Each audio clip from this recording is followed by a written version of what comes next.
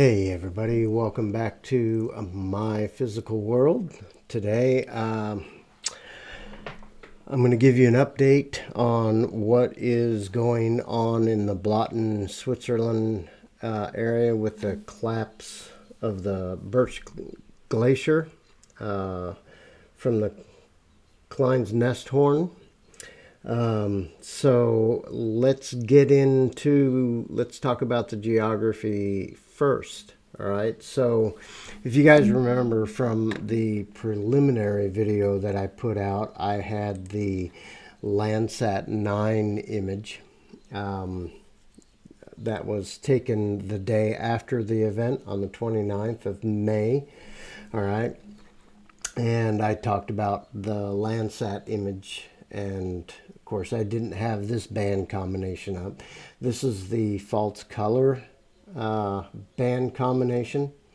Gotta remember which bands I used for this. For Landsat it'd be bands 5, 4, and 3, which gives you the false color or the infrared bands. Okay. Now, since then, on the 30th, we got another satellite image the day after the Landsat flew over.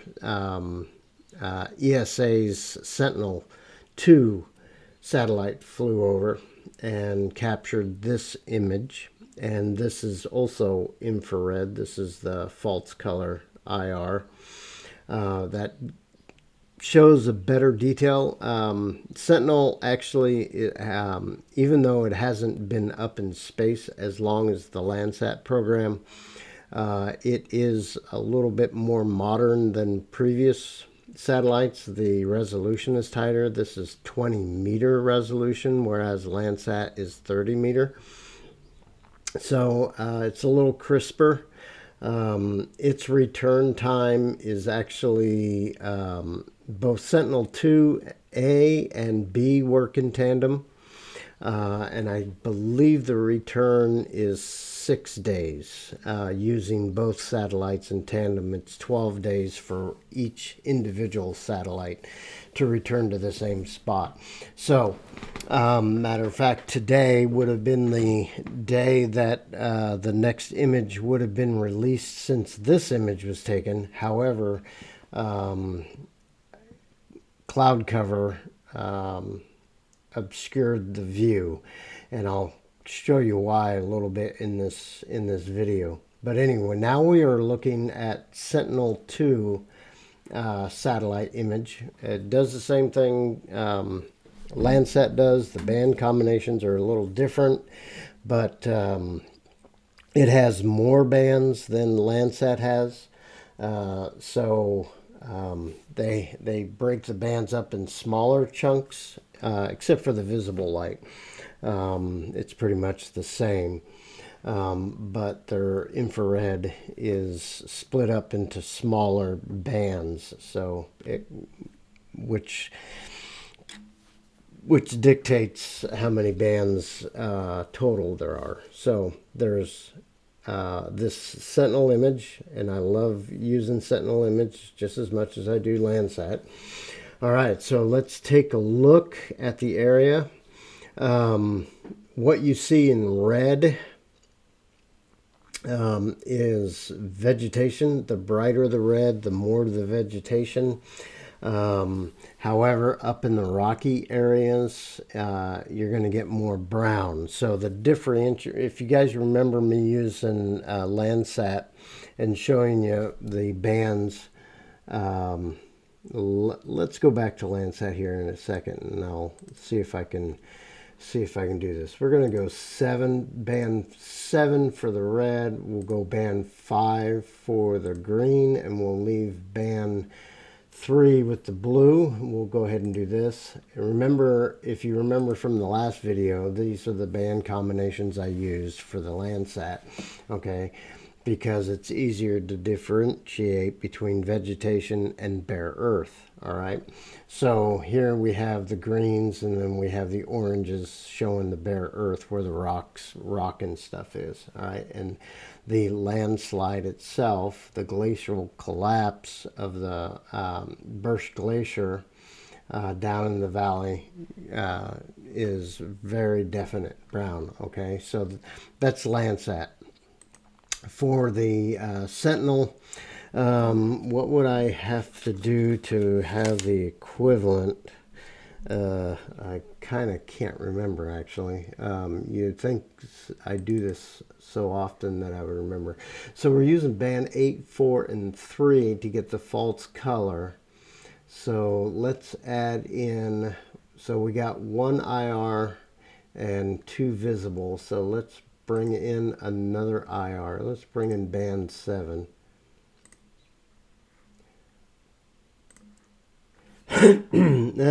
It's the same except their color of greens. But anyway, off the top of my head, I cannot remember that band combination. I don't know why, because I don't know. All right. Well, anyway, let's talk with the infrared. So, bare earth is going to be in the Sentinel in this band combination. Bare earth is going to be browns, not colors of red. Okay, even though brown could be considered a red. But if you'll notice, you can see the scarring from the collapse of the Burst Glacier.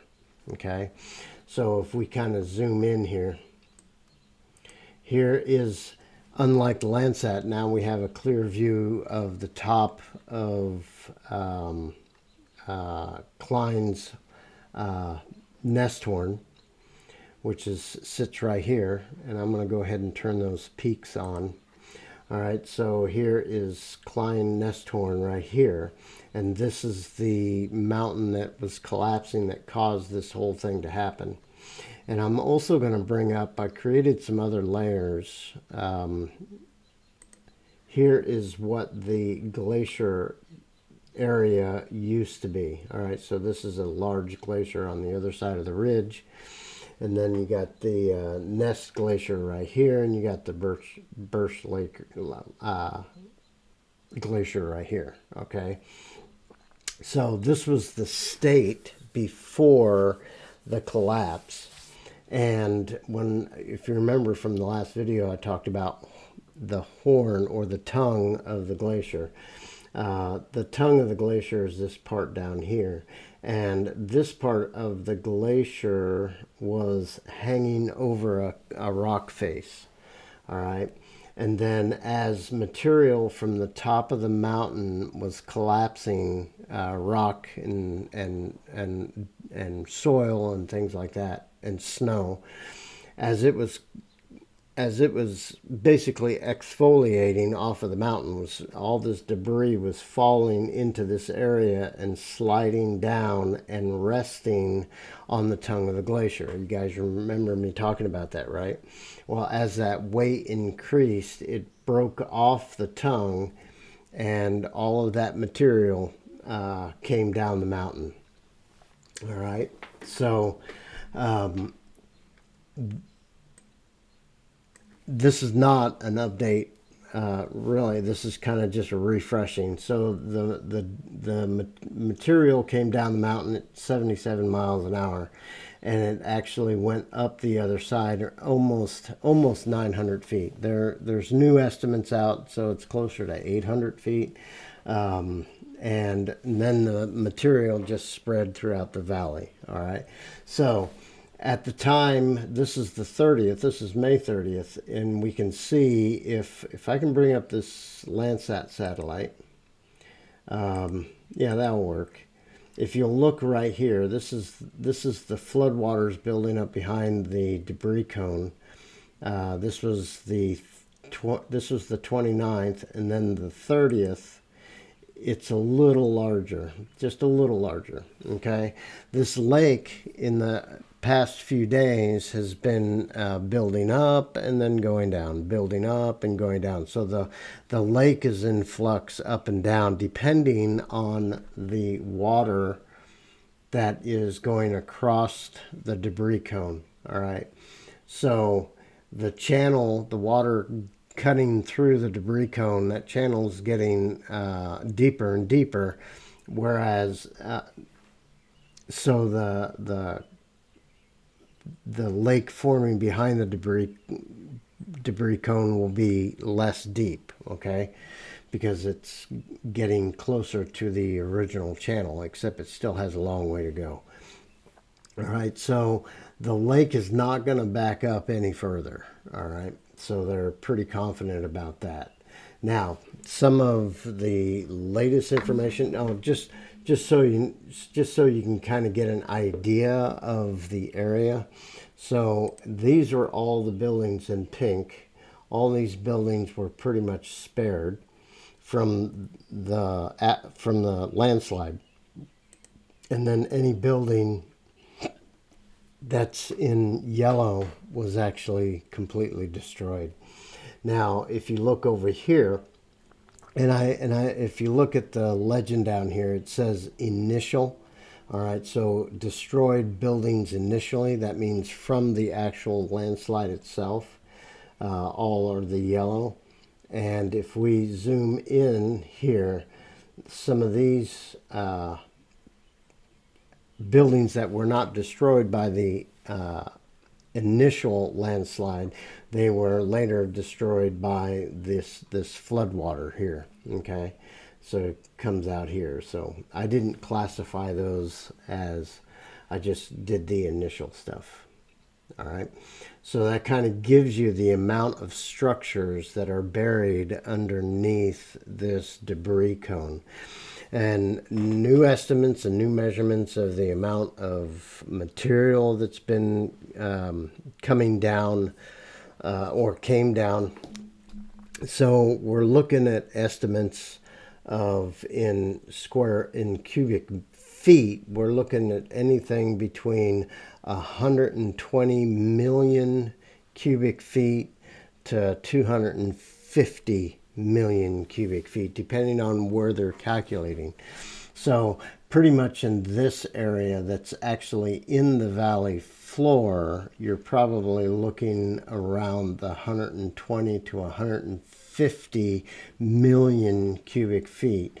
And then you have debris that's laying on the side of the mountain as it comes down Klein Nesthorn. All right.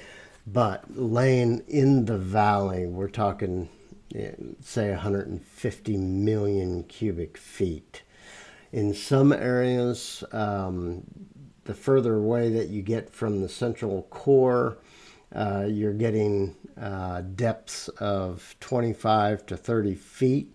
And in the middle, they're estimating close to 100 feet thick in some places. So it's a lot of material. All right, and if you want to really kind of get a picture, a lot of you guys might not be sports fans or anything like that, but in terms of in terms of picturing that amount of data, that amount of material, this is Ohio State University's football field. And if we stripped out all the seats and just created a bowl using the outer perimeter, we would be filling 3 of these. That's how much material is laying down in the valley. So almost 3 of these stadiums filled with material to the top. Okay, that's how much material is laying down inside the valley. Where Blatten is. Okay, so if we bring up the hydrology, obviously here is the Landsat River coming through here. These are just drainage coming down. but obviously the river was blocked here and blocked here, so there was no, and then the river was backing up, and now the river has since cut through all the way through, so there is a constant stream, and that will keep the lake from backing up the valley. Okay.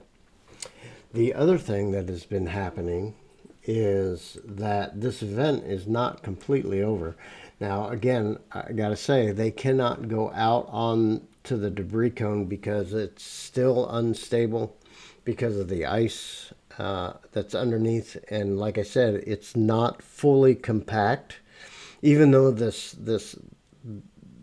landslide, it has around 10 million tons of material laying in the valley. It's not packed in like concrete. Okay, it's still unconsolidated.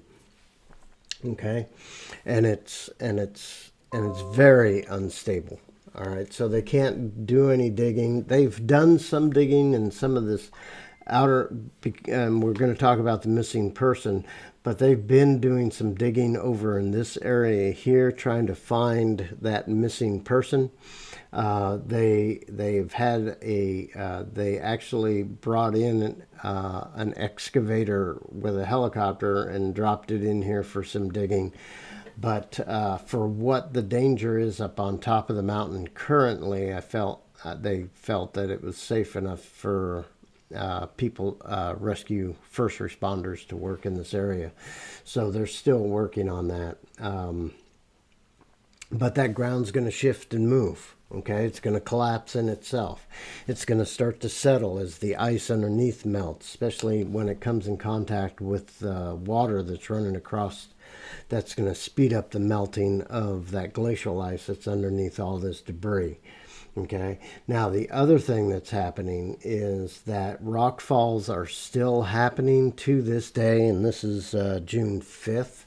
And they estimate, they've estimated about somewhere around 300,000 cubic meters, not feet, 300,000 cubic meters have dropped into this area since the initial collapse. And not only that, and that's what I wanted to get the new satellite image, is that there is a lake forming up here in this bowl of where this material is left a depression. So they're saying that there is a lake forming up here, which is actually going to increase the degradation of the material that's up on the mountain, so that can still come down.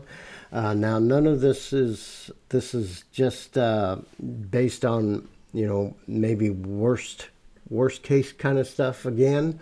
This already was the worst case. It actually exceeded the worst case. But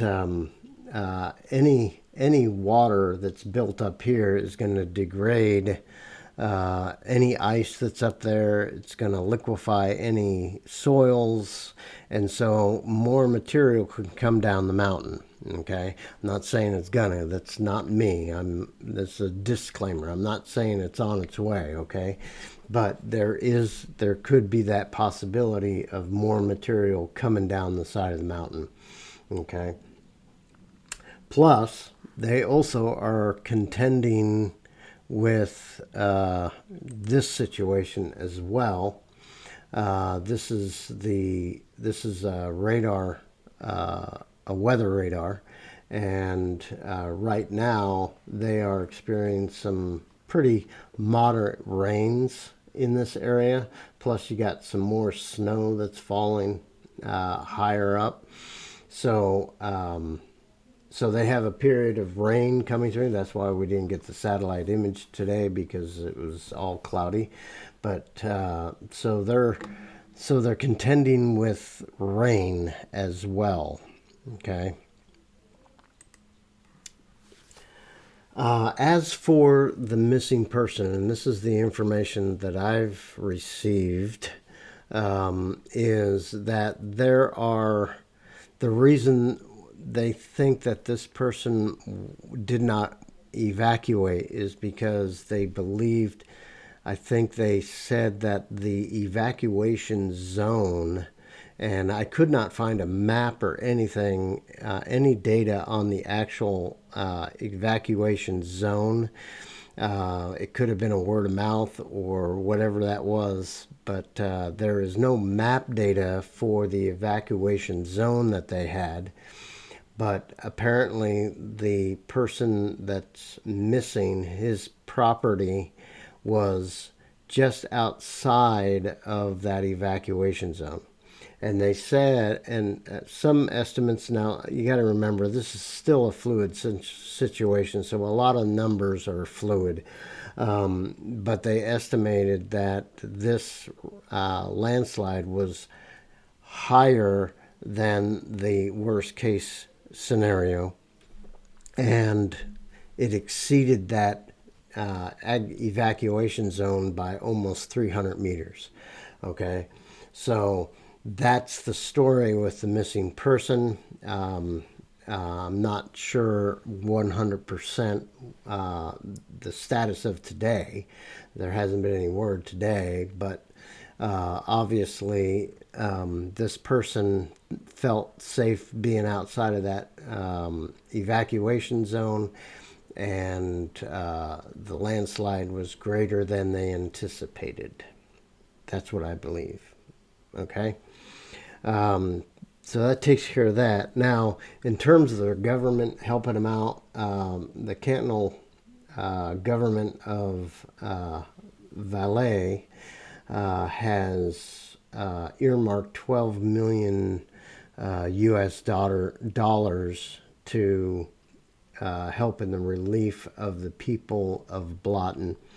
So hopefully they're going to get some relief there. But like I said, some other things that are going on, they are still keeping, here's Ferden, and here is the Ferden Dam right here. And this is the reservoir that was behind the dam. Okay, and this image was taken before they let all the water out. All right, so all the water is still not in the. They still have this drained in order to catch debris that's coming down the Lanza River now. So I'm sure they're trying to keep this cleaned out as much as they can as stuff comes down, big trees and stuff like that, because this took forests down as well.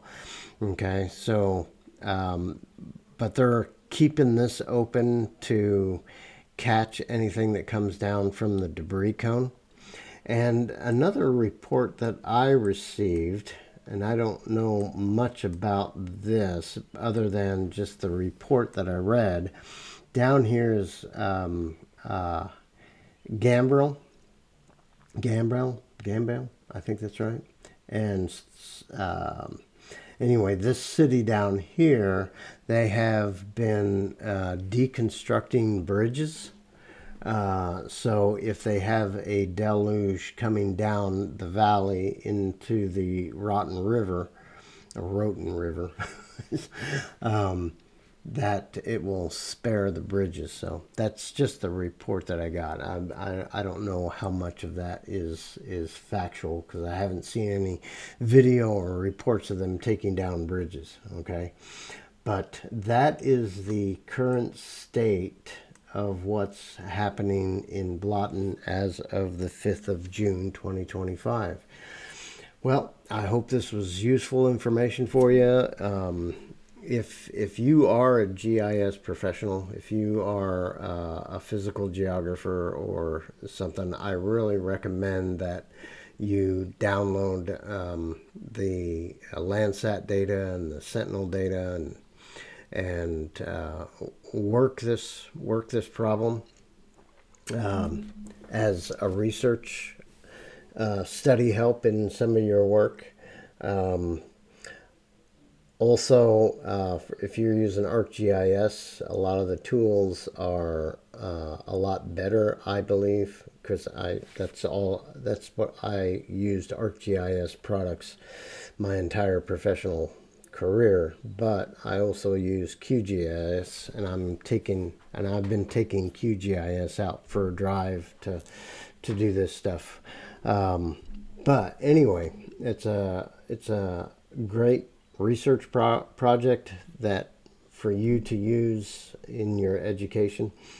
But anyway, hey, if you haven't subscribed to the channel, I appreciate you that you would, and hit the notification bell and leave a comment, because the comments help the algorithm more than anything. So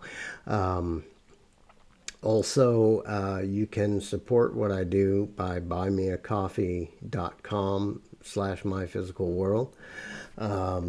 Anyway, I hope you enjoyed this, and if anything new comes up, I will be giving another update. I think the next update I'm going to be talking about the next day or so might be the Mount Etna. There's been a lot going on, and there's also all the earthquakes in Idaho that we can talk about. So I hope you guys enjoyed this, and I will see you guys in the next video. See you later.